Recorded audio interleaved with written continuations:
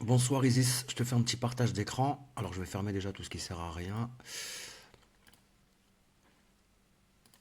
Je sais pas si si tu as pris le temps de regarder la vidéo que je t'ai envoyée par rapport aux fonctionnalités de Superhot. N'hésite pas à me faire un retour à l'occasion.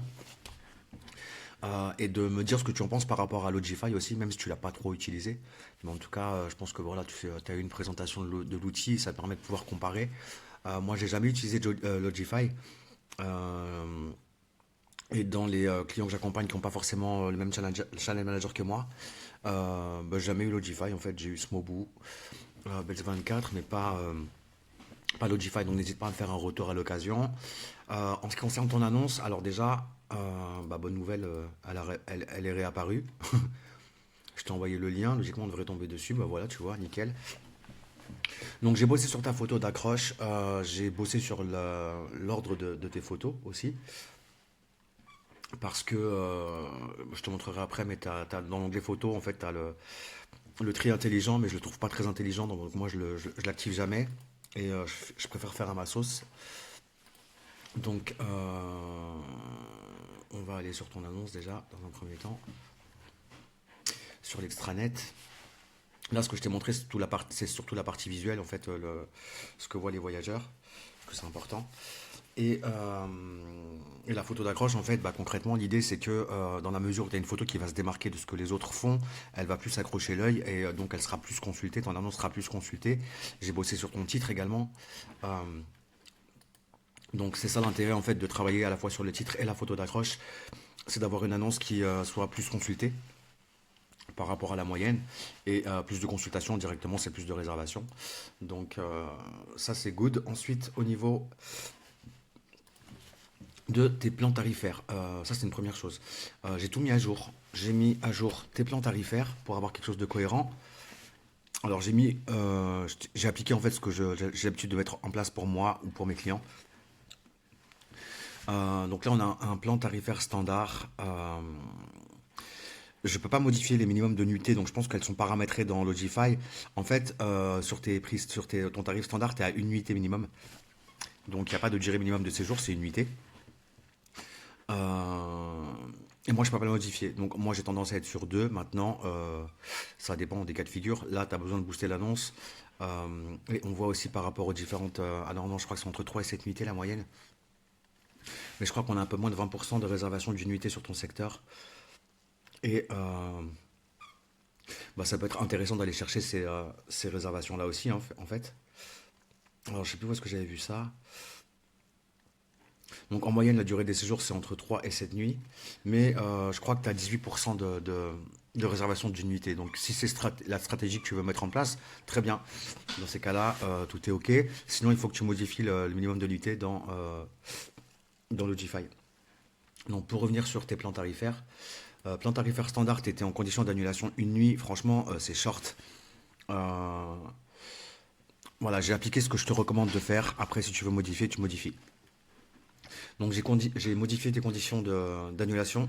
Euh, sur ton plan tarifaire standard, on est à 14 nuitées. Donc c'est-à-dire que si les voyageurs annulent 14 nuits avant d'arriver, concrètement, ils payent 100% de la réservation. Après, ça n'empêche pas de faire une demande et toi, s'ils veulent une exonération des frais d'annulation, ils peuvent te faire une demande exceptionnelle et toi, tu peux l'accepter. Donc l'un n'empêche pas l'autre. À côté de ça, voilà, c'est plus cohérent, sachant que j'ai créé un autre plan tarifaire qui est à J-5. Donc ça offre plus de flexibilité, mais par contre, il paye un peu plus cher, à savoir 10%. Donc ça, c'est intéressant parce que souvent, des gens vont aller chercher plus de flexibilité. Du coup, tu vas gagner 10% en plus par rapport à ton prix de base. Donc c'est cool. Donc voilà, j'ai mis en place parce que je pense que c'est une bonne stratégie. C'est ce que je mets en place pour mes clients et pour moi et ça fonctionne très bien. Donc ça, c'est plan tarifaire donc standard, 14 nuitées, flexible à 5 nuitées, moyennant 10% en plus. Tu avais un plan tarifaire non remboursable, mais il était très mal paramétré. C'est-à-dire que en gros, les gens pouvaient le réserver n'importe quand. Il n'y a aucun intérêt en fait. Non remboursable, il faut qu'il y ait un minimum de nuitées avant l'arrivée. Euh, les gens vont payer moins cher, mais par contre, s'ils peuvent pas venir pour une raison X ou Y, toi, tu encaisses quand même la réservation et tu peux rebooker derrière. Et tu n'avais aucune option dans réservable. Donc en fait, chacun pouvait réserver avec 10% de moins en euro remboursables et tout en étant sûr qu'ils n'allaient pas annuler, puisque bah, s'ils réservent dans 2 jours, ils vont pas annuler quoi. Donc voilà, je t'ai mis ça à jour. Je t'ai mis un plan tarifaire à la semaine. Alors je crois que tu étais déjà à 15%. Du coup, je crois que, ou je sais plus, donc je l'ai pas modifié. Et je t'ai rajouté un autre plan tarifaire à moins 20% pour les séjours à partir de 14 nuitées et 38% pour les séjours de 28 nuitées. Dans les périodes creuses, en fait, c'est grâce à ces plans-là, tu vois, à la limite, on peut même se permettre d'être plus agressif, hein, agressif, je te dis franchement, pour aller chercher justement des séjours de 14 nuitées ou de 28 nuitées en saison creuse. Euh, Moi, c'est ce que je mets en place et ça marche très bien. Par contre, je suis un peu plus agressif. Là, je me suis pas trop permis. C'est à toi de après modifier, hein. Si tu veux modifier, tu rentres sur le plan tarifaire, tu cliques sur modifier et tu modifies simplement le pourcentage dans différences tarifaires, tout simplement. Et tu fais bien appliquer les modifications. Donc voilà, moi encore une fois, je t'ai mis en place ce que je te recommande et après tu ajustes en fonction de voilà. Moi perso, j'aurais mis plus ici en tout cas pour justement aller chercher des réservations euh, plus longues dans la période creuse actuelle quoi. Donc ça, c'est la partie plan tarifaire. J'ai mis à jour ta partie prix par occupation, c'est-à-dire que tu vois, à la base, tu avais un prix pour 4 points barre. Donc là, j'ai mis à jour ton calendrier. Maintenant, tu as une occupation de base qui est sur 2 voyageurs. Et je t'ai ajouté, c'est pareil, c'est un truc que tu pourras modifier. Je t'ai ajouté un supplément par nuitée par personne de 12 euros, je crois. Je sais plus. Ouais, je crois que c'est ça. Donc on va voir. Mince, pourquoi ça marche pas? Ouais, c'est ça. Je t'ai mis 12 euros pour la troisième personne et 12 euros en plus, donc 24 pour la quatrième personne. Donc je t'ai mis en place le prix par occupation. Là, tu avais un prix de base à 110 par exemple pour 4 personnes. Là, en fait, c'est 110 pour 2, 122 pour 3 et 134 pour 4 personnes par nuitée. Euh, alors, en sachant que du coup, ça fait un prix un peu plus cher, mais en même temps, j'ai mis à jour tes plans tarifaires et j'ai mis en place les promotions que tu n'avais pas mises et qui sont indispensables. C'est la réservation de dernière minute et le tarif mobile. Donc ça, c'est important. Tu as plus de 70% des personnes qui réservent sur leur téléphone, que ce soit par l'application ou par leur navigateur en allant sur Booking. Donc si tu ne mets pas ça en place, en fait, tu ne seras pas mis en avant dans les résultats de recherche pour les personnes qui recherchent un séjour sur Booking depuis leur téléphone. Donc ça, il faut le mettre, c'est indispensable. Pareil pour la last minute. En fait, quand tu n'as pas de réservation à J-7, il vaut mieux avoir une promotion dernière minute un peu agressive qui fasse que tu vas booker moins cher, mais tu vas booker. C'est mieux que de rien gagner du tout, aussi bien pour le propriétaire que pour toi. Donc là, j'ai mis 20%. Je pense que c'est pas mal. Et j'ai mis, étant donné que là, c'était vraiment en galère sur l'annonce, si tu veux, voilà, j'y suis allé avec, c'est pareil, une promotion pour les réservations anticipées pour encourager les gens à réserver à l'avance. Donc là, j'ai mis 12%. J'ai marqué 15%, mais en fait, c'est 12. Et j'ai mis une promotion également. Il y a beaucoup de gens des États-Unis sur Cannes. C'est 35% des réservations, je crois. Donc du coup, ben voilà, j'ai mis un petit boost aussi sur une promotion réservée uniquement sur les personnes qui réservent en venant des États-Unis, de la Suisse et du Royaume-Uni. Donc c'est 11%. Mais en même temps, tu vois, voilà, j'ai mis en place des promotions qu'il n'y avait pas. Mais en même temps, voilà, les voyageurs qui vont réserver pour 3 ou 4, bah déjà, ils vont payer plus cher. Et en plus, voilà, j'ai aussi pris en considération que là, l'objectif, c'est d'avoir des réservations pour que tu puisses rassurer tes propriétaires et toi, que tu sois plus sereine. Et plus tu vas prendre des réservations, plus tu vas avoir des avis, plus tu vas pouvoir après rentrer dans des programmes qui vont vraiment te booster davantage, à savoir les programmes Genius, partenaires préférés. Et pour l'instant, c'est tout. Après, tu auras peut-être d'autres options, mais pour l'instant, c'est tout. Donc là, l'objectif, c'est vraiment d'aller chercher en fait l'accès à ces deux programmes le plus rapidement possible. Et pour ça, il faut prendre des réservations et des bons avis. Donc voilà, on y va. Pour l'instant, c'est ce que j'ai mis en place. On va voir. Tu vas voir comment ça va évoluer. Tu vas pouvoir modifier euh, tout ce que je viens de t'expliquer en fonction de ce qui se passe ou ce qui se passe pas. Donc si tu vois que ça bouge pas trop, bah, n'hésite pas à augmenter peut-être un peu ta réservation, ta last minute, ta promo last minute. Ou voilà, après c'est à toi de voir ta stratégie de toute façon, hein, c'est pas. Donc voilà. Euh, Là, on vient de voir la partie promotion. J'ai mis à jour pas mal de choses dans tes paramètres d'établissement. Euh, Ton score d'établissement, il était bas, il était à 73%. Là, je crois qu'on est à 94, donc j'ai remonté ton score d'établissement. L'objectif, c'est d'être à 100%. Dis-toi qu'il n'y a pas de juste milieu. Enfin, voilà, il faut être à 100% sur toutes tes annonces. Le problème que tu as sur tes annonces, j'ai réglé la majorité des soucis. Le problème que je peux pas, moi, gérer, c'est la qualité des photos. Donc déjà, au niveau de tes photos, c'est un peu light. Il n'y en a pas énormément. Donc, je t'ai rajouté des petits montages voilà, de la ville de Cannes, hein, en précisant qu'on était à 5 minutes de la plage, de la Croisette, enfin bon bref. J'ai mis à jour, tiens, je ne l'ai pas fait sur celui-là, euh, tous tes marquages de photos. Alors ça c'est un peu chiant, mais il faut le faire. Il faut mettre un maximum de trucs. Alors vue mer, on s'en fout, même si l'appartement n'a pas vue mer, on s'en fout, on coche. Donc celle-là, je l'avais fait, ouais, accessibilité. Bon bref, j'ai marqué toutes tes photos, c'est super important de faire ça. Donc j'ai retravaillé l'ordre de tes photos, ça je te l'ai dit. Donc j'ai désactivé le tri intelligent qui est juste là. Je t'ai rajouté deux trois petits montages de la ville de Cannes et ta photo d'accroche, donc ça on l'a vu tout à l'heure. Par contre, la résolution minimum en pixels pour les photos sur Booking c'est 1280 sur 900. Et toi tu es en dessous, là tu es à 1200 sur 800 sur 10 photos. Donc celles-ci, il faudrait les prendre une par une pour les retoucher, enfin les retoucher en fait, les redimensionner pour avoir des photos qui soient au minimum à 1280 sur 900. Alors c'est simple à faire, hein. Euh,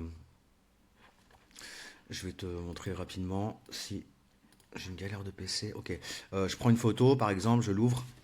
Alors j'espère que tu vois mon écran là, parce que j'ai ouvert un autre truc. Bref, je l'ouvre.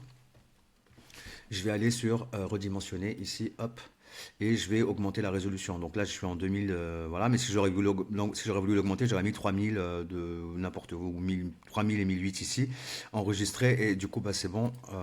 Mais là, elle était déjà optimisée, donc j'avais pas besoin de le faire. Mais c'est simple à faire. Donc prends ces 10 photos-là, tu les redimensionnes, tu les rajoutes, tu les marques bien, donc tu rajoutes tous ces infos-là. Tu vois, n'hésite pas à en rajouter plus, mais on s'en fout, c'est pas grave. C'est mieux pour l'algorithme. Et après, bah, ouais, tu fais attention à l'ordre des photos, du coup, pour avoir quelque chose de propre. Tu vois, là, je trouve ça sympa. Tu me donneras ton avis. Et voilà. Donc ça, on vient de voir ton score d'établissement. Ensuite, là, j'ai rien touché. Photo, donc ça, ok. J'ai réglé des petites choses qui n'étaient pas forcément correctement bien paramétrées dans tes conditions. Donc là, je t'ai mis à jour les conditions d'annulation à 14 nuitées. Je t'ai mis un tarif enfant, ça c'est super bien pour booster les réservations avec les familles notamment, puisque bah, le fait de ne pas avoir de promotion enfant, si tu as des voyageurs qui cherchent un séjour, deux adultes, un enfant, et bah, tu ne seras pas mis en avant dans la mesure où tu ne proposes pas un tarif plus intéressant pour les enfants. Je te rappelle que pour le prix par occupation adulte, on est à plus 12 euros et enfant, on est à 8 plus 8. Donc du coup, tu proposes un tarif enfant, un tarif qui est moins cher que le tarif adulte. Donc du coup, tu seras mis en avant au niveau des familles. Là, j'ai enlevé le fait que tu exigeais l'adresse des clients, on s'en fout. Juste leur numéro de téléphone, c'est important. Bon, bref, j'ai mis à jour, j'ai pas touché au niveau de la caution. Et là, ce que je te recommande de faire, ça c'est un truc où c'est pas bon, c'est que tu dis aux voyageurs de t'envoyer une demande de réservation. Sur Booking, franchement, les gens, ils ont pas l'habitude. Ça, c'est un truc qui a été mis. À moi, je peux pas y toucher, hein. Donc, je te recommande de le passer en réservation instantanée. Euh, Dans la mesure, moi, je sais que dans la mesure où j'ai mis en place tout ce que j'ai mis en place avec Superhot au niveau du formulaire de check-in. Les voyageurs Booking sont obligés de laisser leur pièce d'identité via un formulaire, c'est automatisé avec Superhot, qui reçoivent 2 jours avant leur arrivée. Donc 2 jours avant leur arrivée, ils reçoivent un lien pour le dépôt de garantie, donc l'empreinte bancaire, et pour le formulaire de check-in, leur pièce d'identité. S'ils ne me donnent pas ça, j'ai le droit de leur dire que je ne vous donne pas les clés. Et Booking me paye la réservation. C'est ça, c'est pour ça que j'aime bien Booking aussi. C'est parce que sur Booking, au moins, tu as tes propres conditions de réservation. Si le voyageur ne les respecte pas, eh ben, tant pis pour lui. Et Booking ne te mettra pas en porte-à-faux face au voyageur, contrairement à ce que fait Airbnb. Airbnb, tu n'as pas le droit de demander de caution. Et s'il y a un problème dans le logement, ben, il faut que tu passes par Airbnb pour qu'Airbnb fasse la police. Donc c'est toi et ta parole contre celle du voyageur. Ça prend du temps, tu dois fournir des preuves, des documents. Franchement, c'est relou. Moi, Booking, j'adore. Le mec, enfin, si les gens ne déposent pas la caution, tant pis pour eux. C'est marqué, c'est précisé. Je leur précise dans le message de confirmation de réservation, c'est marqué dans l'annonce. Voilà, je peux pas être plus clair. Et s'ils respectent pas les conditions, tant pis pour eux. Alors c'est rare, les gens respectent les conditions. Parfois, t'en as qui veulent passer à travers, mais quand tu leur fais comprendre que bah y a pas d'autre option et que Booking c'est pas eux c'est pas Booking qui va les sauver, qui vont les sauver, quand ils le comprennent, ils payent la caution. Donc voilà, et en cas de problème avec un voyageur, je demande pas l'avis à Booking, j'interviens sur le dépôt de garantie, je prends ce qu'il y a à prendre sur la caution et je perds pas mon temps. Donc c'est pour ça que je préfère Booking, entre autres. Donc voilà, bref, la caution, toi tu la réclames en espèces, je sais pas si c'est normal, en tout cas t'as pas le droit de le faire en tant que conciergerie. Pareil, j'ai vu sur ton site internet, fais attention, ton poids le fait, alors je sais pas, j'ai pas ton lien de ton site là, je suis plus dessus. Tu parles, tu es une société qui fait de la gestion immobilière. Non, tu fais pas de la gestion immobilière. T'as pas de, je pense pas que tu as une carte G. Euh, donc tu peux pas prétendre faire de la gestion immobilière. Si quelqu'un veut te poser des problèmes, à cause de ça, ils peuvent le faire. Donc fais attention à ça. Euh, Là, je te disais, passe en réservation instantanée ici. Je reviens sur le sujet de tout à l'heure, du coup. Je me suis éparpillé. Mais réservation instantanée, les voyageurs, ils réservent. S'ils respectent les conditions, tu as une caution, tu as une pièce d'identité, entre guillemets, tu es tranquille, tu n'auras pas de problème avec ces voyageurs. Moi, j'ai jamais de problème avec les voyageurs de Booking. Ceux qui ont des problèmes, c'est ceux qui n'ont pas mis en place justement l'empreinte bancaire et la pièce d'identité. Eux, ils ont des problèmes. Moi, j'en ai jamais parce que c'est comme ça. Donc, j'ai pas aucun problème à accepter la réservation instantanée. Encore une fois, s'ils respectent pas les règles, tant pis pour eux. Ils n'ont pas de clé et la réservation elle est payée. Donc voilà. Euh, donc ça c'est les conditions d'établissement. Conditions de réservation c'est pareil. Je crois que bah non c'était le minimum de nuit, les conditions d'annulation. Donc ça je t'ai expliqué. Là il y a rien d'autre à voir. Équipement et services j'ai mis à jour. Par rapport aux informations que j'ai trouvées sur Airbnb, il manquait des choses. Il y a pas mal de choses qui n'étaient pas cochées.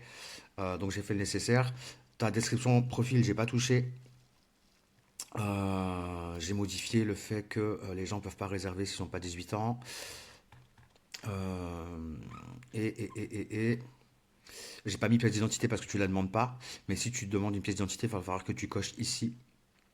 Et moi qui demande la caution, je coche aussi ici. Donc toi, si c'est une caution par empreinte bancaire avec ce que tu utilises, Kipt ou je sais pas quoi, il faut que tu coches ici. Vous devez effectuer un virement bancaire avant votre arrivée, blablabla. Et aussi, dans caution, il faut que tu précises que bah, c'est pas en espèces. Sur Keep, je pense que ça doit être une empreinte bancaire, donc il faut que tu le modifies, que tu mettes ça à jour aussi dans tes conditions d'établissement, dans caution. Donc moi, je touche pas parce que ça, c'est toi qui gères ici. Donc voilà, j'ai mis à jour que les voyageurs ne pouvaient pas faire de bruit entre 22 heures et 8 heures. Bref, là tu as 90 unités maximum, donc tout va bien. J'ai mis à jour aussi l'emplacement de ta salle de bain à côté de la chambre, c'était pas fait. Mais ça, je sais pas pourquoi ils l'ont foutu à perpète au fond dans un trou là-bas, dans hébergement, ou dans détail des hébergements, je sais plus. Donc ça, je l'ai fait. Je peux pas t'activer les programmes partenaires préférés Genius parce que t'as pas encore, comme je t'expliquais, assez de perf sur Booking pour pouvoir en bénéficier. Donc une fois que c'est en place, essaye d'avoir 2-3 réservations là prochainement. On va essayer de faire le nécessaire pour ça. Et, euh, et ensuite, dans peu de temps, tu pourras activer ces programmes-là. Donc c'est ce qu'il faut faire. Là, tu n'as pas de questions clients en attente. Donc là, j'ai fait le tour. Je t'ai montré bah, tout le travail que j'ai fait. Wi-Fi, ok, c'est bon, ménage, ouais, là, il n'y avait rien d'autre, mise des clés. J'ai un doute parce que sur Airbnb, tu marques que remise de clés par l'hôte. Et, euh, et j'ai cru voir aussi une information boîte à clés. Donc je pense que c'est une boîte à clés. Donc là, je t'ai mis boîte à clés dans accès à l'hébergement. Si c'est pas le cas, tu mets où les clés sont récupérées à la réception, c'est quelqu'un qui réceptionne, du coup, c'est quelqu'un qui fait le check-in. Ou alors, nous vous enverrons les instructions. Ou sinon, bah, comme j'ai mis, boîte à clés, les clés sont dans un coffre sécurisé. Et tu peux préciser des informations complémentaires pour aiguiller les voyageurs par rapport au check-in. Ici, juste là, et tu cliques bien sur enregistrer. Voilà, voilà, écoute, j'ai fait le tour. Bah, écoute, j'espère que cette vidéo te sera utile, je pense que oui. Et encore une fois, vas-y, parce que Booking, honnêtement, bah, tu sais quoi, je te mens pas, je vais te montrer un truc. On va faire ça. Tu vas comprendre, j'ai même pas besoin de parler, tu vas comprendre.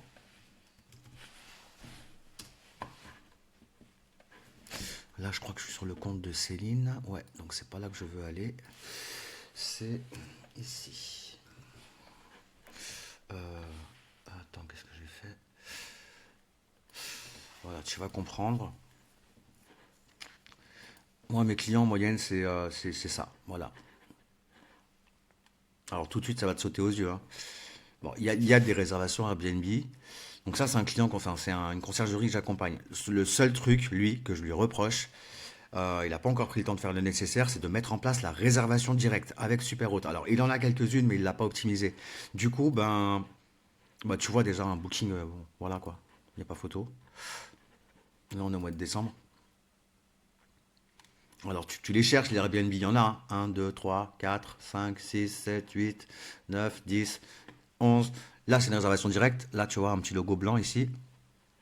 Là aussi. Mais dommage qu'il n'a pas encore assez optimisé ça. Mais bon, enfin, tu vois, tu as compris quoi. Booking, Airbnb, il n'y a pas photo. Et c'est comme ça, moi, avec tous les logements de mes clients, qu'ils soient en France, en Espagne, à Beyrouth ou à Bali, hein. Donc, voilà, voilà quoi.